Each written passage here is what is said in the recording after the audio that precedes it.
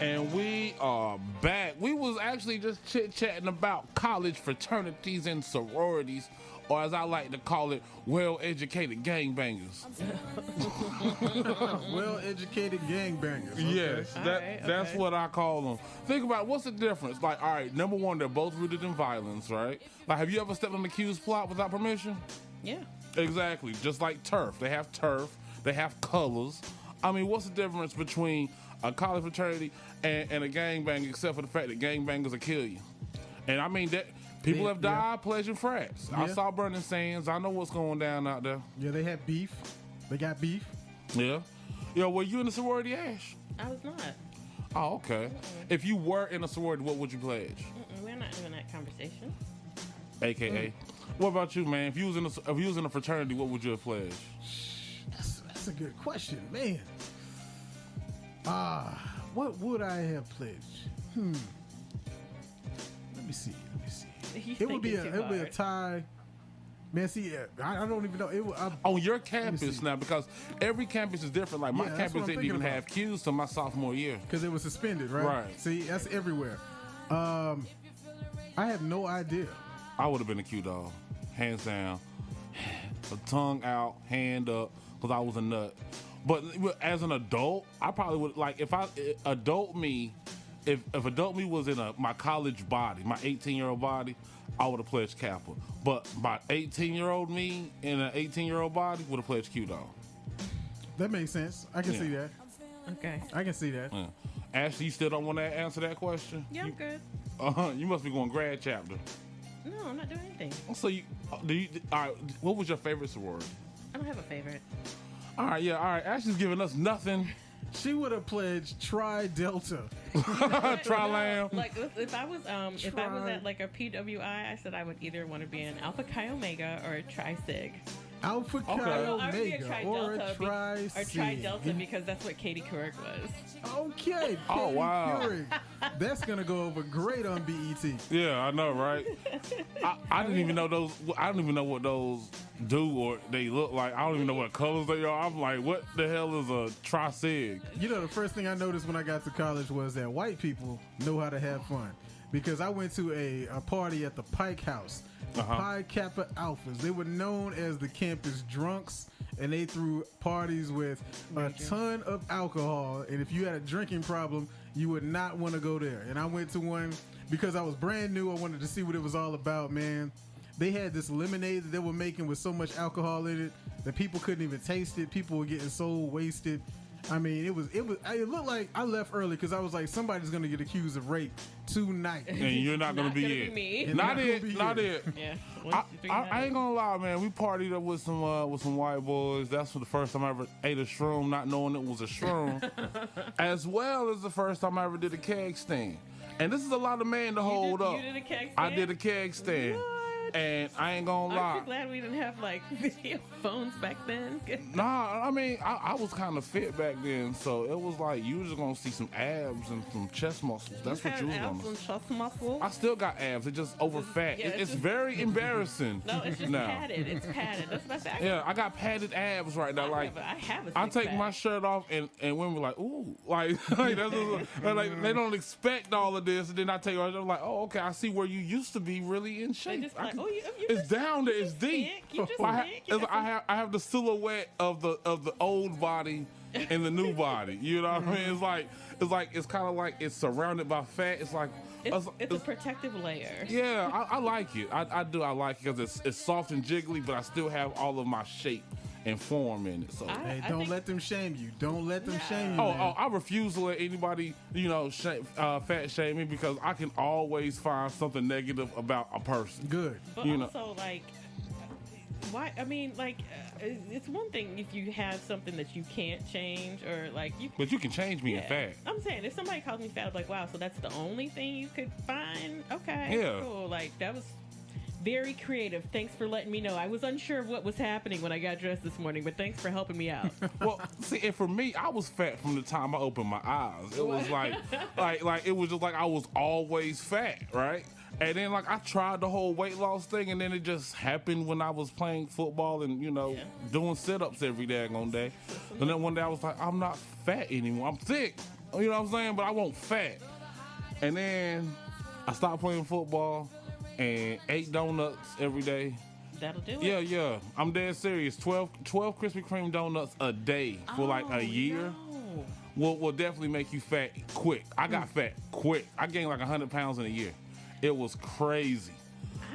I can honestly at most eat 2 Krispy Kreme donuts. Oh, I could demolish a whole dozen. Yeah, that's a lot. I lost a lot of weight going into the 9th grade, and my mother and my aunts thought I had a eating disorder because I was losing so much weight. Because she was like, "You're not eating," and then the people in my school, because I lost it over summer break. When I got to school, the kids thought I was on crack, and people were leaving crack pipes at my locker because somebody was like, "Yo, you need this," and I was like, "What is this?" And it was like, "Cause you clearly on that stuff." And I'm like, "Nah, bro, I'm just trying to lose weight." And it was like, "Nah, man, you lost too much weight too fast. You gotta gradually spring that on people." Yeah, I mean, kids are jerks, man. Cause like the thing was, I remember when I was trying to lose weight, it was worse than just being fat walking around the halls. They'll run up like you trying to run laps and stuff. They're just running with you like, hey, you know, like Fat Albert and calling you a truck and a bus and all. You know what I mean? Just your titties is jiggling. It was saying all sorts of messed up stuff, and I'm just trying to get fit. Like, you know, like it was that. But I didn't really care, cause like, you know, like you said, they were handing out crack pipes to you. I knew some of them. Some of them had crack pipes in their living room because their mama was smoking it.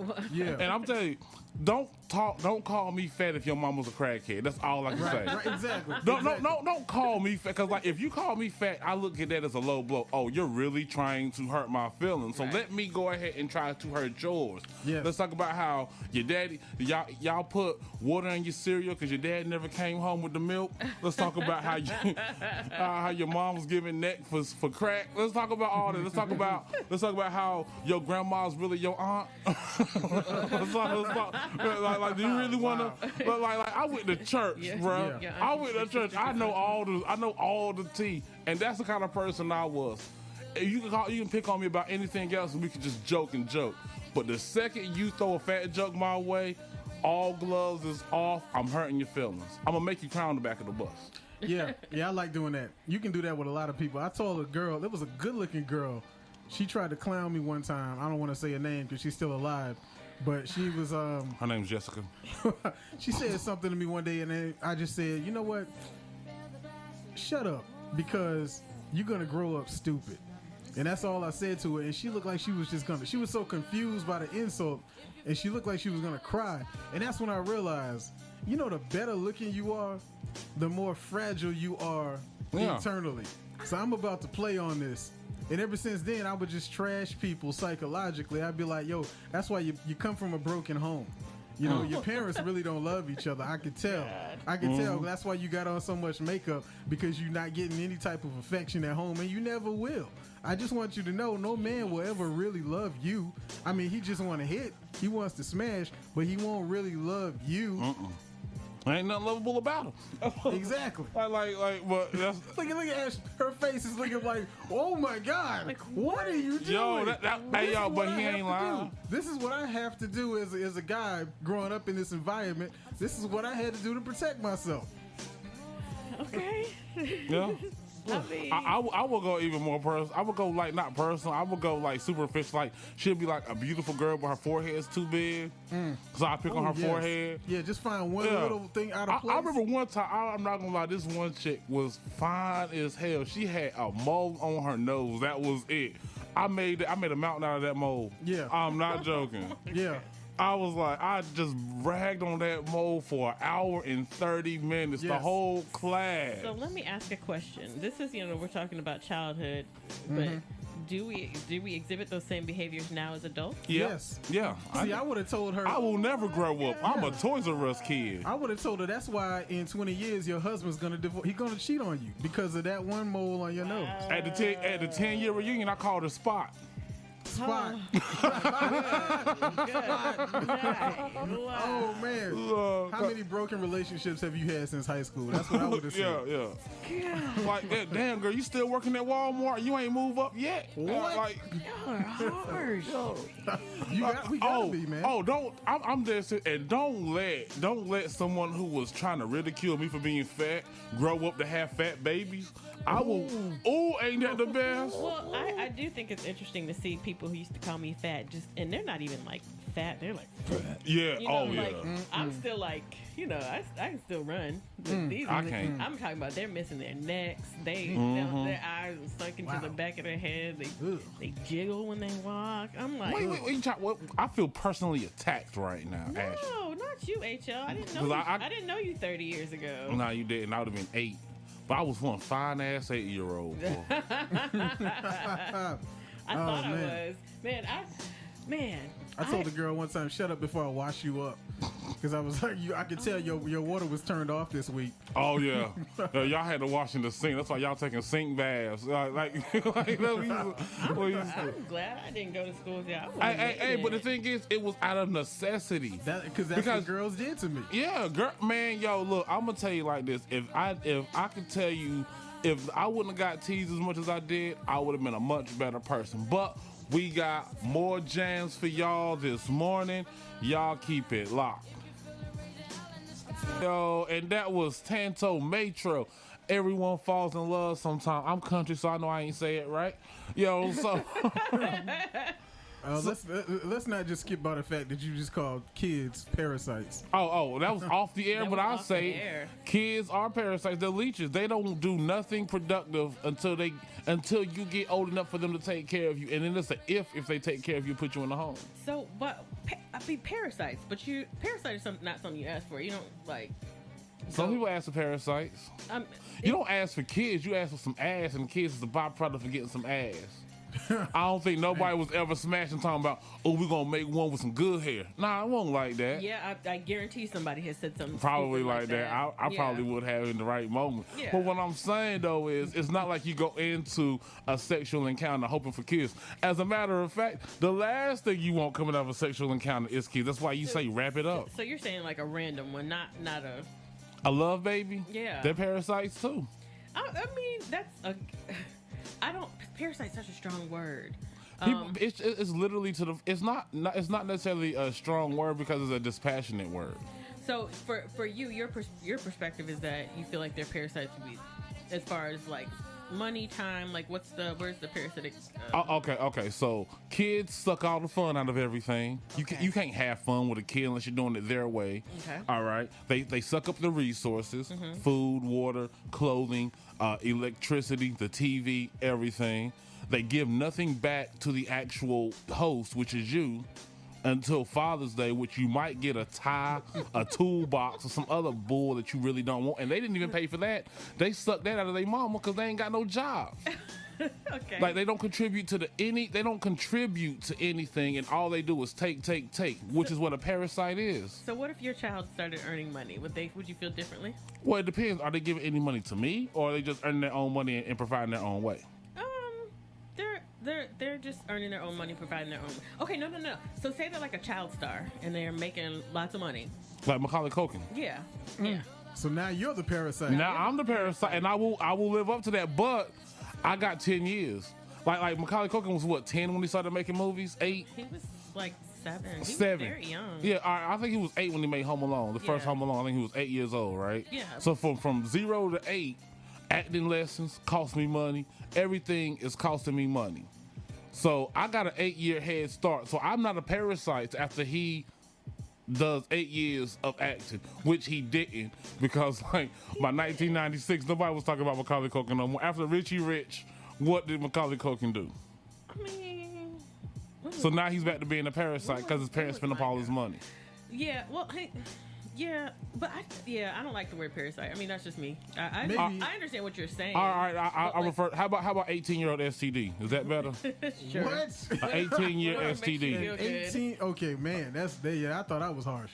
I was thinking more of a symbiotic relationship. Symbiotic? Nah. He's using these big words. Symbiotic is not that big. I learned it from Venom. That's where I learned most of my vocabulary from cartoons.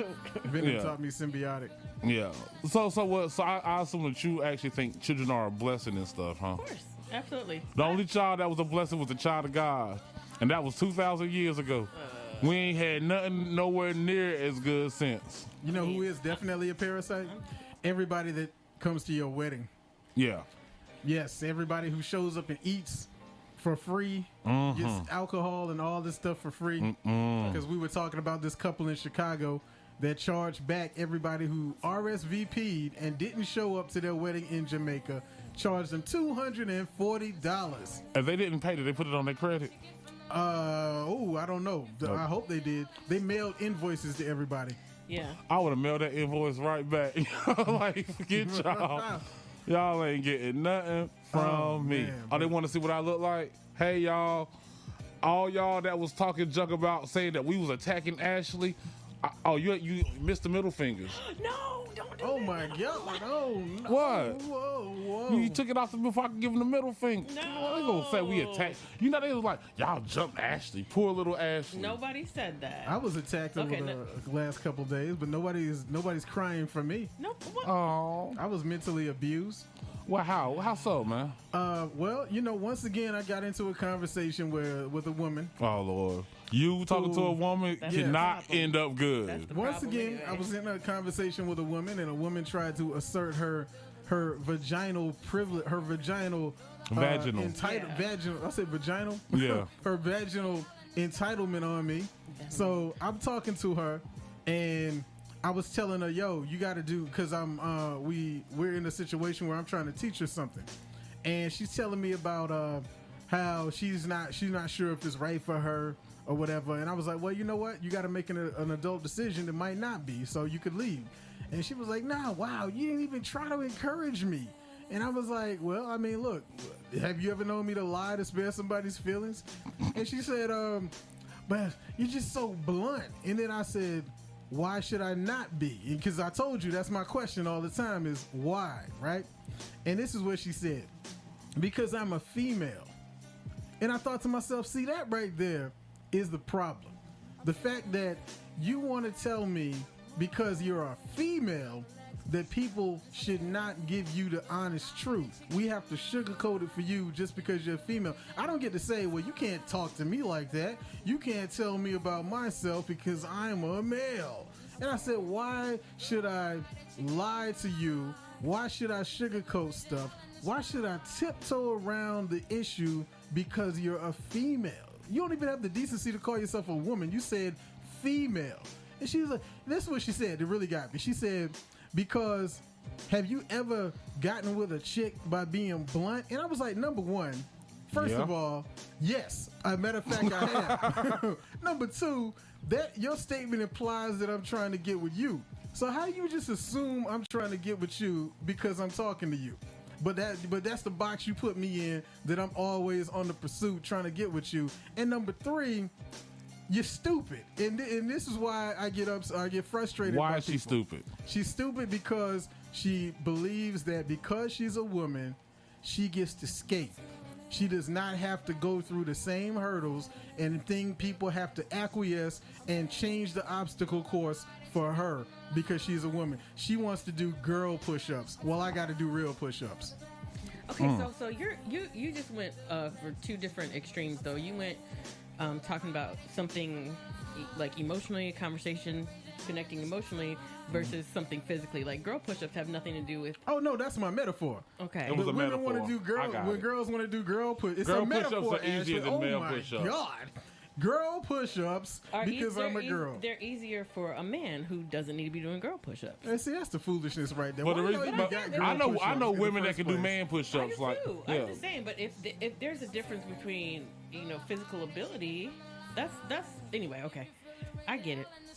Actually, it was a metaphor. Are you sure that you understand that was a metaphor? Okay.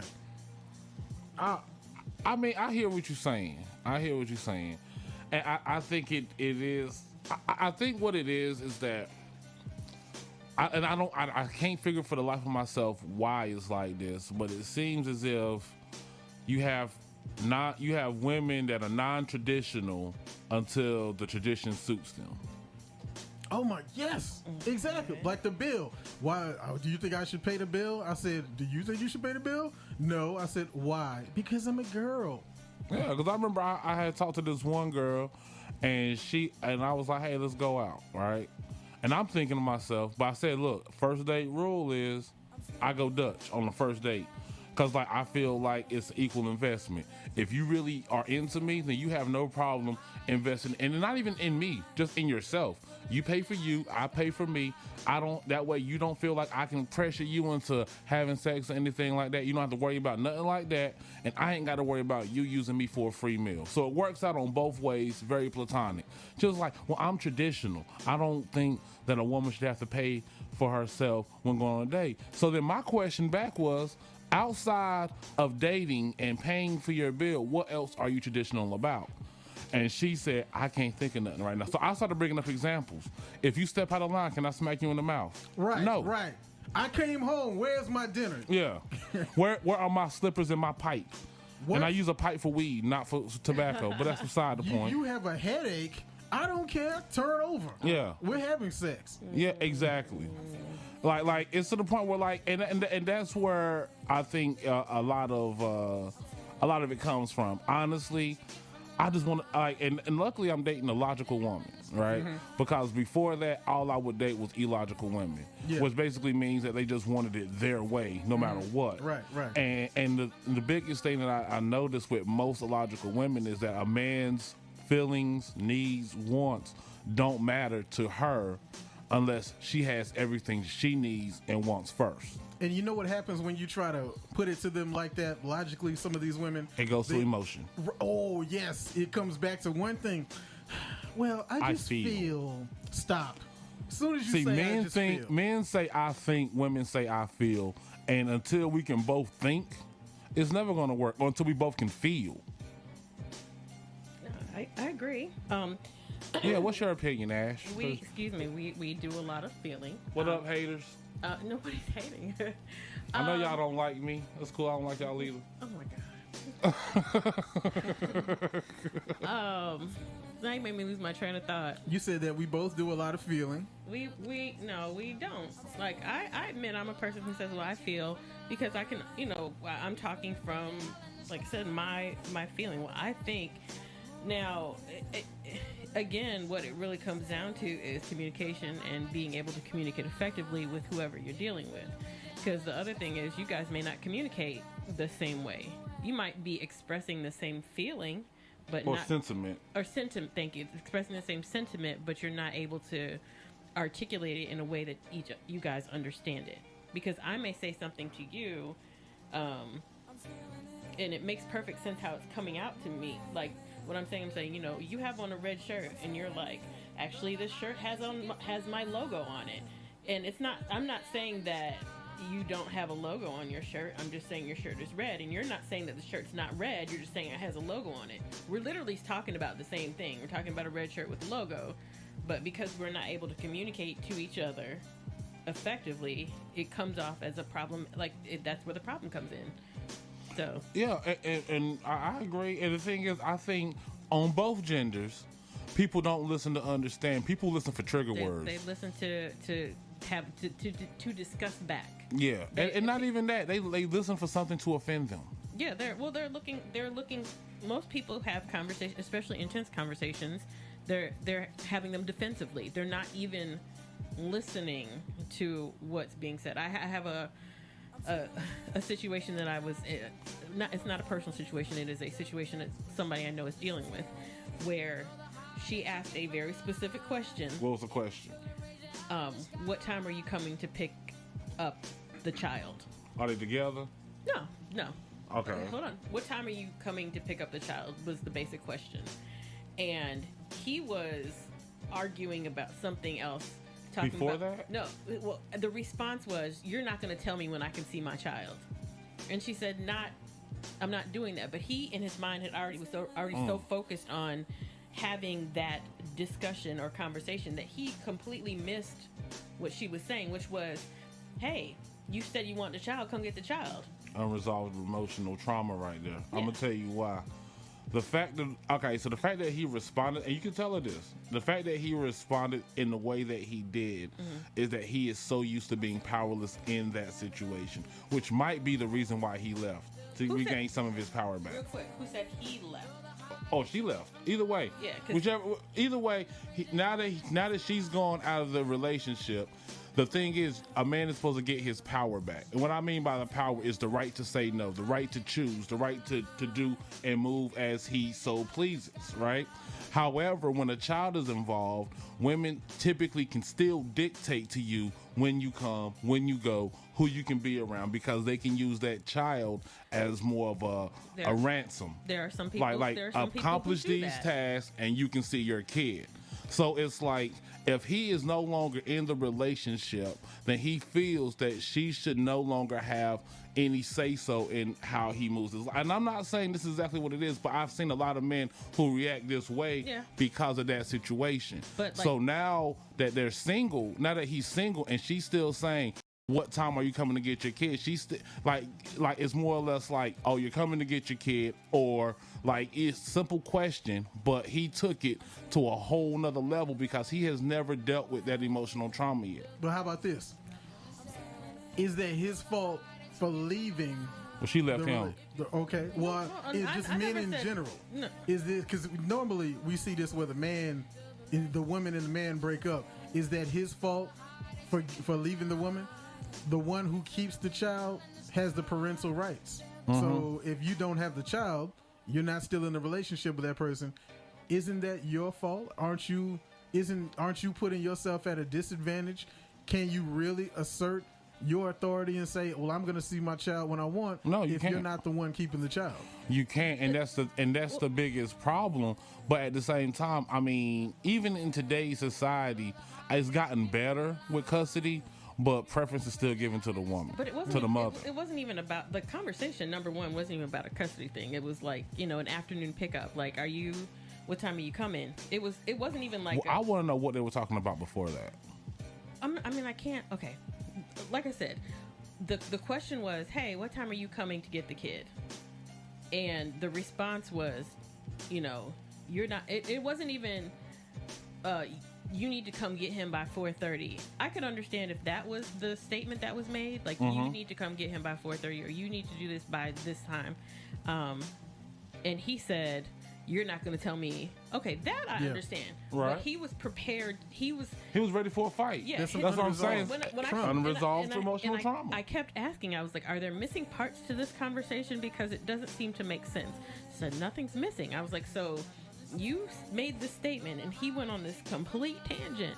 Because the point of my story is, people don't listen, people don't respond to conversation to actually have a dialogue and discussion. They respond to defend their actions. And that's what was happening in this situation. He wasn't listening to anything.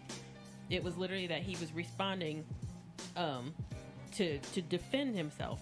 Right, and he was prepared. Now, the question that I have is, why was he prepared? He's a battered in man. that way. Because I'm going to tell you, the last thing you want to do to an ex is have to answer to her. And her asking that question leaves him open to have to answer to her. What time are you coming to get the kid? I'll be there at 3 o'clock. Yeah, it could be that simple. But maybe he's tired of answering her questions and her dictating the flow. You know what I mean? Like sometimes it can be that way. Like, I'm telling you. Someone battered him. Yeah, so someone mentally jacked him up. But, okay, so in this instance, like, what if... And he could be spiteful because, she did leave him. What if this is a situation where he, it wasn't even so much about, like you said, she's not battering him, but like, if she's asking or she's the one in control, but what is she supposed to do in a situation if he's not taking any initiative? Like, what do you mean? Like, they made an arrangement to drop the child off on a Friday. Okay. And all day she doesn't hear from him. Why is she... number one, I'll tell you like this. In order for him to pick up the kid, that means he has to see her. Maybe it hurts to see her. Maybe it hurts to see her happy. Maybe it hurts to see her with another man.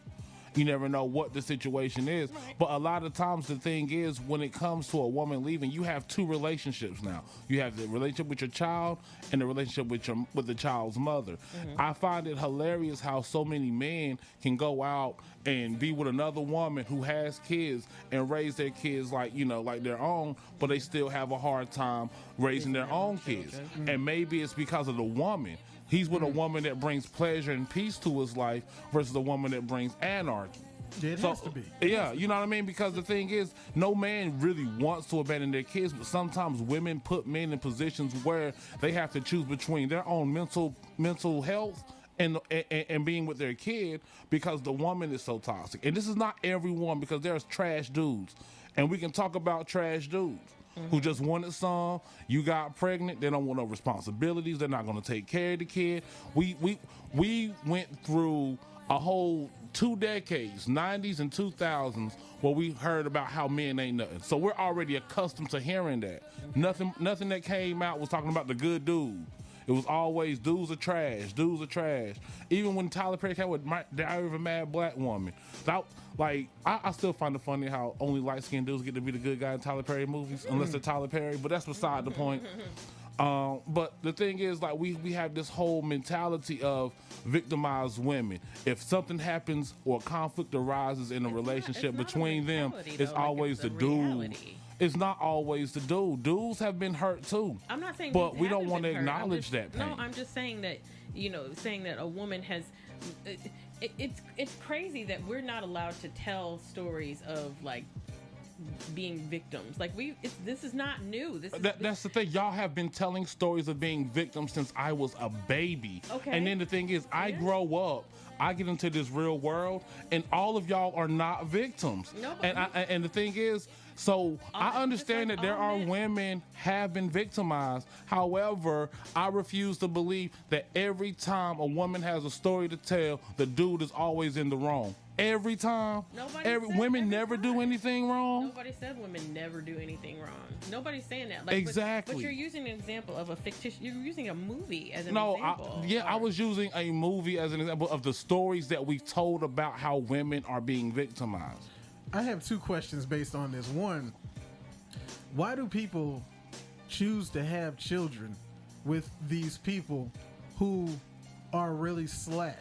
Because I see people who are in baby daddy, baby mama relationships, right? Uh-huh. And they're always so bitter toward the other person, the ex. Uh-huh. And then I ask them, how did you come about having children? Was it an accident? No, we chose to have children. And I'm just thinking, why would you choose to have children with this person that you detest so much?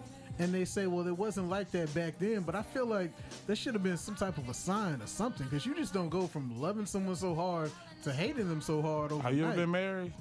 No, I haven't. I have twice, and I'm going to tell you, it's the same 3-ring circus both times.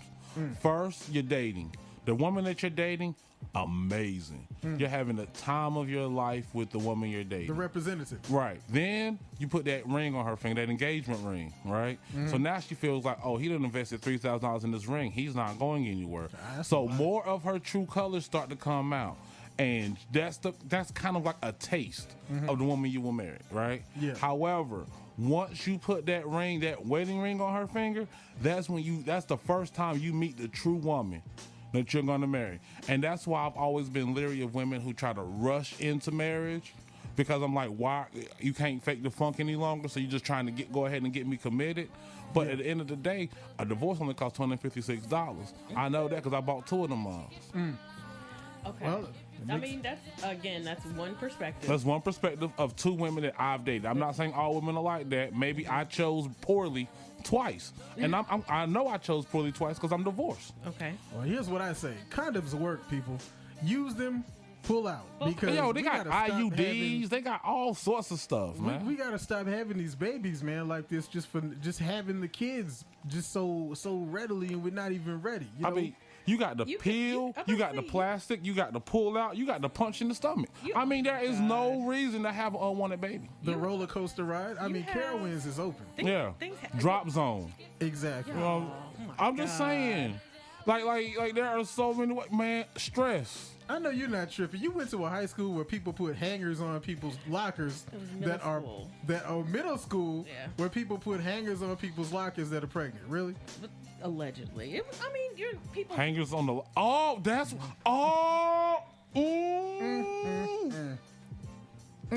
just got that. Oh, dear. Yo, for colored girls at the middle school. Where is Whoopi Goldberg when you need her? Yeah. She's not new to this. You know about this. No, it wasn't Whoopi Goldberg. Who was the woman that was giving out the abortions in her apartment for colored girls? Was that Felicia Rashad? Was it Felicia Rashad? No, I can't remember who was in that movie. Oh man, that was a crazy movie though, man. No, I'm not saying that there's, people are responsible or irresponsible. I mean, like, there's a lot of people who are irresponsible, and then there's also people who had birth control methods fail. There's things, we don't talk about how somebody might have been in an abusive relationship and they had a child because they were forced to have a child or something like that. Because you did make a point earlier where you said if I'm married, she's not going to tell me no. What if that's a situation that resulted in a child? Right. Okay, well, you're married. Yeah. No.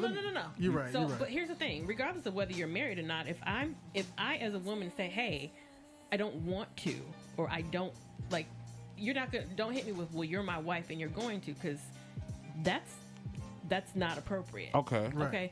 But I'm saying, I have a question after this. You're talking about, how we got to stop having these kids. What if a situation like that where you have somebody who's married and they have a situation that happens like that, and it wasn't, or something goes wrong? I know I have friends who said their vasectomies failed. I have friends who, their Nuva ring didn't work. I definitely know people who got pregnant on the pill. So it's not always just about people out here being reckless, making mistakes. Things happen. All right, Life happens. My question is, like, when you was talking about, both of y'all actually was talking about having sex with your woman, and she's not in the mood as a wife, right? Now, how come men don't get that same respect? Because I got a knife pulled on me one time. Yeah, and before you answer, let me say this too. I didn't mean that I'm just going to take you from my wife because she's my wife. I meant you shouldn't be telling me no to withhold sex as a weapon because you're mad at me. Okay. Now, let's answer HL's question. Yeah, because dudes can say, I don't feel like it. Have you ever been hit with a pillow? Yeah. Yeah, you know why you got hit with that pillow? 9 times out of 10 because you said no. We don't get that luxury. We don't get that luxury. Yeah. A woman will beat the out of you for saying no, I don't feel like it tonight.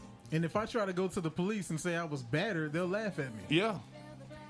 And if we hit the girl back, they'll arrest you. Right. I can't. But now we have she said Candyman 4 times. She was about to say the 5th, and I right in the mouth. Now that, again, as we discussed earlier, that is the only acceptable time to stop her. Don't say that word 5 times. Yo, you know what though? And I know we was talking about heavy stuff.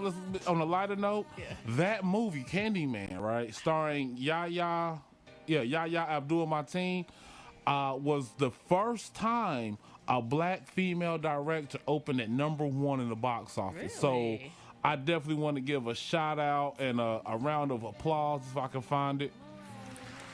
Yes. Yeah, because the first time that a black woman has cracked the top 5 was in A Wrinkle in Time, right? And that's Oprah, right? No, I can't remember who the director is for that, but I remember it was A Wrinkle in Time, and what is it? And the lady for Candyman was Nia DaCosta, and she's also going to direct the Marvels, which is a Captain Marvel sequel for Marvel. Yeah, so that's going to be fire, and I can't wait to see that. I really can't, because Ava DuVernay. Ava DuVernay, that's right. Thank you so much. That's why I like fact checking Ashley right there, because she's gangster with the Google machines. I can do the Googles. You can do the Googles. Now, have y'all seen the new Candyman movie yet? I have not. Are y'all going to see the new Candyman movie? I was trying to hold out for it to hit HBO Max, but I guess I have to go to theaters to see it. Yo, y'all trying to have a Candyman party? Yeah. when you want to do it? Hey, well, any day after 8:30. You ain't trying to go see Candyman? Well, I mean, I'll see the movie, but a party? No, I'm talking about like going to the movies, all like gang up. Let's go to the movies and let's talk all the way through to make white people uncomfortable. Oh, okay. Yeah, I'm with that. Talk all the way through. Talk all the way through it. Like sit right there in the middle. Cause I don't like to sit in the back. I like to sit right there in the middle. I like to sit where I can see. Yeah. So I, But yeah, I don't have to put on my glasses. Well, you wear glasses? I do for like computer work and reading and stuff. So. Oh, okay. Yeah, I don't wear them often, but. I have the luxury of being able to see as long as this diabetes don't kick in and make me go blind. My biggest fear is like being diabetic and then driving and then just your sight just goes like that. Cause that's what happens. Like your sight just doesn't warn you like, oh, blink, blink. Nah, it's like you're just doing whatever you're doing and next thing you know, you can't see no more. That's why I'm not diabetic. But I'm saying that's one of the things that like hits you out of nowhere. Yeah, it's a scary thing. It's a big black man. Like you don't know when your pancreas is gonna shut down. Yeah, it's just unless you're like acute. I am cute. What are you talking about? Yeah, okay, sure. No, unless I'm freaking adorable. You are just so adorable. You're so totes cute. adorbs, okay? You're totes adorbs. That's how white girls call me cute. They're like, hey, you're so totes oh my adorbs. God, you're totes adorbs. HL, you're so funny. Oh my God. What is happening right now? Oh my God. That voice just came out of nowhere. You remember I explained. I'm nervous all of a sudden. I'm like, you should do a whole comedy bit with that voice. I could. Let me stand outside first. A bit about my voice. You should definitely. I'll help you write it if you want to. Yep. Like, you're making me nervous. No, I'm cool with that. I actually I could use some. I have some ideas, but I got to figure out how to. Officer, I thought she was black. I'm nervous right now. I can't tell you how many times I've gone into interviews and they'll be like, Ashley Preston, and I'll stand up and they'll be like, Ashley? I'm like, yeah. Like, Preston? I'm like, yes. They're like, oh, okay, come on in. I did that one time with a white guy named Willie James. I called the roll and I said, Willie James. I said it like that, Willie James. And he stood up front row. White dude wearing glasses. I'm like, Willie, oh, yo, Willie James? Oh, wow. Well, I remember talking on the phone with someone and they was like, yeah, I didn't know if you were black or retarded. And I was like, what? Wow. Yeah. So I didn't get that job because I used cracker and I wasn't talking about saltines, okay? Well, anyway, we got some more bangers for you. Y'all keep it locked. And that's it for us today. Y'all hope you like kicking it with us here. HL in the AM. We'll be back every day, 7 a.m. to 9 p.m. Anything y'all want to say to the people? 9 p.m.? 9 a.m. It's a long day. It's a long ass day. My bad. 9 a.m. Anything y'all want to say, though? Yeah, I want to say make sure y'all follow me at Wafeeq Zarif on Instagram and Twitter. That's WAFEEQ ZARIF. And come check me out this week. I'll be at Mavericks Tap House in Durham Tuesday night, and Halcyon Bar and the Haymaker Bar Wednesday night. Both of those shows are going to be starting at 9, so check me out both nights. What about you, Ash? You can follow me at Ashley P Comedy on Instagram.